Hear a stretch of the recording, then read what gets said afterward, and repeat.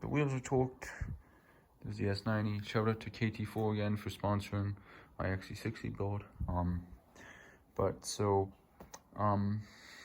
We were here the next day, and I only have this side jacked up, the passenger side, and I'm trying to get these pins out, and these are stuck again. The bottom one moved out a bit, but then it got stuck again. Top one is just seized up in there. So I sprayed it all with WD-40 like a good old soak in A, and then yeah, we're just gonna let her sit for a bit, and then we will try again in a bit, or tomorrow when I'm free. But yeah. So it has been almost 24 hours since I've soaked these in WD-40, and I soaked them again last night, and they're still not moving. The bottom one is on and off moving, and you know, I just think it's easier to not put up a fight, and we're just going to cut them like I did with the ones in the rear. And I actually talked to somebody who used to work at Volvo, and I asked them, well, what do you do, like on the R's specifically, with these annoying Brembo pins? What do you do when they're stuck? And they told me they cut them in half. They just punch them out both sides. That's exactly what I did on the rear. So we're just going to cut these and punch them out, because this is dumb. Like, this design of this is stupid, because on the end they swell and they rust and seize, and then you can't get them out. So we're just going to cut them in half and punch them out.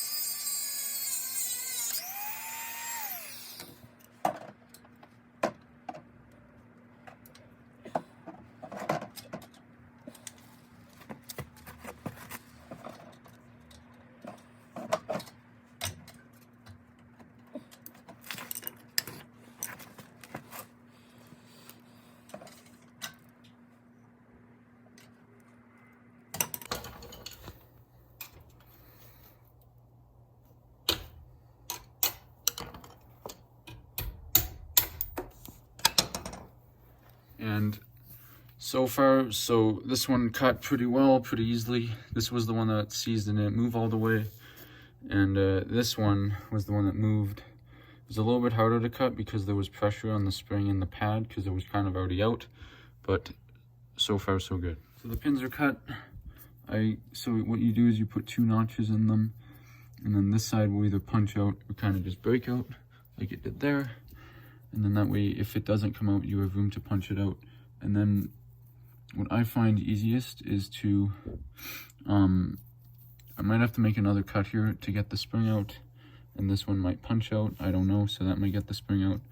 But there, that's how you cut them. And what I ended up doing in the rear was I cut them like just after the pad, because the spring had come out on one, I think, if I remember right. And then I took the caliper off, took the pad out, put the caliper back on, didn't tighten these all the way, and I kind of wiggled these around with the vices, and they eventually did come out. Get the pins out. What you want to do is you want to grab a pair of vice grips or pliers, and you're going to put a towel. If you care about your calipers, you're going to put a towel on here, and you're going to grab the pad and squeeze into the caliper, and that will compress your piston, and then you can just slide them out. Now you don't have to remove the caliper because you're not getting behind the rotor, unlike the rears. This one you can just slide your pads out and then slide them back in. So once you have your pads out, again, these had a lot more pad left on them than what we were told, but I'm just going to do it anyway because I have the parts and I already did the rears. So there's kind of, so once I followed what Hawk Performance did, keep on confusing that with Track Hawk. What Hawk Performance says, and it's just covering the backing plate with an even amount of their grease lubricant. And then what you can do is you can just slide them on into the caliper. And you want to make sure the holes are lined up, so that you're going to have to fix because that's too far down. And then the rear. This is a little bit difficult, one-handed. And there you go. Now you get your pins and your spring, and you just sauce them in there. So once your pads are in, you can go ahead and you can put your pins and your spring in.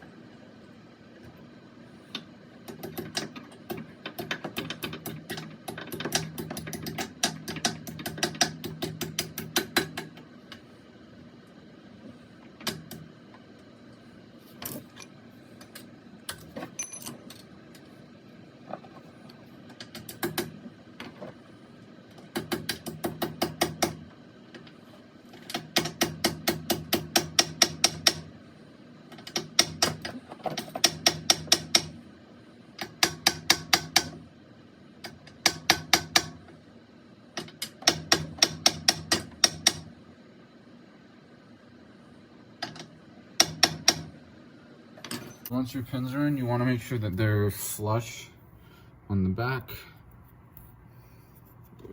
flush against the back, and that they're lined up there. And there you go. Now all we got to do is put the wheel on, and then we can move on to the next side. So your calipers are ready to go, pads are in, all that stuff. Whenever I touch a rotor or do anything involving the rotor, what I like to do before I put it all back together is spray it with brake cleaner just to kind of clean off if there's anything like oils or grime you put on it.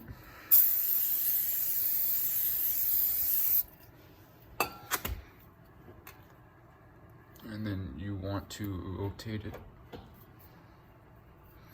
But I just remembered the wheel is on the other side, on the ground, so that should do.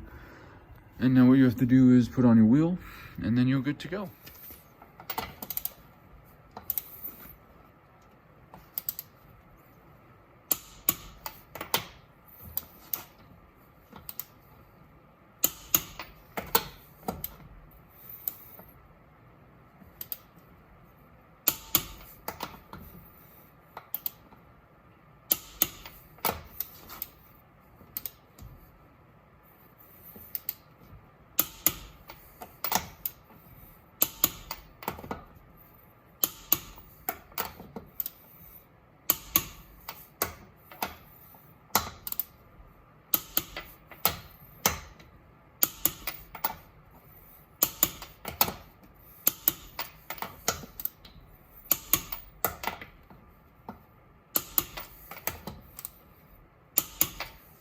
All right, I don't know what's going on here.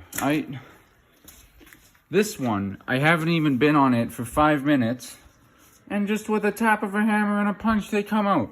Easy peasy. Like there was absolutely no fighting. You just started tapping them, and they just slid on out super easily. They didn't even put up a fight. Like what? And then the rears on this side, driver's side, I didn't have to cut them because they did put up a fight. But they came out in one piece after enough tapping. But all the passenger side, like they involve like cutting in like some medieval toolship and workmanship to get out. Like what is going on the driver's side as compared to the passenger side? Like what, how? Boom, like 15, maybe 20 minutes, maybe not even 15. On the other side, pads, pins, spring, they're all in. All because the pins and the spring on this side came out super easily. It didn't put up a fight. You just tapped it and it came on right out. Like, this is so smooth when it works, but when they get stuck, it is so stupid how you have to cut them in half. Like, why can't they all be this easy? So I just finished all the brakes on the R, except the passenger side rear parking brake shoes because the cable doesn't release those, so I couldn't even get the rotor on, so I just took that out. That is a very temporary fix because this car barely gets driven, and it's going to go to a shop on Thursday, and they're going to figure out if it's just a simple bolt thing or if it needs a new cable and stuff like that. And then if it does need a new cable, I'll make a video on that. But yeah, all the brake pads are replaced. And the rears, I'm going to be honest, when I started the rears and I realized I had to start cutting things, I just wanted it to go smoothly, but it wasn't going to because I had to cut it. And then I came to this side, the passenger rear, and they came out in one piece. They put up a fight, but they came out in one piece. And that made me a little bit happier. And then parking brake on, that's kind of a little bit of a pissy job, but it's pretty simple to do once you get it. Then putting it all back together is really simple once you get it. And then this one, the parking brake didn't want to go on, and that just made it worse. So then I just decided I'm not going to bother to F around with this, so we're just going to take it off. Then we put it back on. Putting it together is easy. Driver's side front, or passenger side front. Those were worse than the rear passenger side, and I had to cut them again. And they seem to be stuck more than the rear ones, so that wasn't a lot of fun. But I will admit the fronts are a lot quicker to do, and you don't have to take as much off, and they're very, very simple to do as compared to the rears when you do the parking brake shoes. But I enjoyed doing the fronts a lot because it was pretty simple, it was quick, besides the pins getting stuck. And then we come over to the driver side front, where the pins thought they'd give me a break, and they came out extraordinarily easy. One hammer on the thing, and bang, they're out. Spring came out easily. Everything came out so easily. The only issue, there was one little issue with it, and it was that the inner pad had a little bit of a tough time getting out and a little bit of a tough time getting out. But compared to everything else, that was like nothing. And then within half an hour, car's back on the ground, wheels on, brake pads are in. So I think for the R's, when the pins don't get stuck and they come out nice and easy, it's a really easy, simple job to do that doesn't take long at all. When they do get stuck, it turns into a whole other thing. So that's what I think. I think when the pins don't get stuck and they come out easier, it's easier and quicker to do than on a P3 XC60. But when they don't get stuck, I'd rather do a P3 XC60 like 5 times before I even have to go to the stuck pins on an R. But yeah, videos coming up are an IPD unboxing video, IPD wheel stud conversion kit install, and a T6 exhaust breakdown and explanation of what every part of the stock T6 exhaust system is, what mine is, and what might be the best one for you for what you're looking for. And long run, there's going to be a video about installing engine mounts, and I have a very, very special thing about one engine mount coming up. So that's exciting. Anyways, thanks for watching. I hope you enjoyed it. Shout out to ViVA Performance for sponsoring my XC60 build, which is on the other side of this garage door. But yeah, let me know your feedback if you like this type of video, if you want to see more of the R, because I could probably do a whole bunch of stuff on the R. But yeah, thanks for watching. If you liked it, you can subscribe if you want. And if you're interested in my XC60 build, it's _XC60 project on Instagram. Thanks.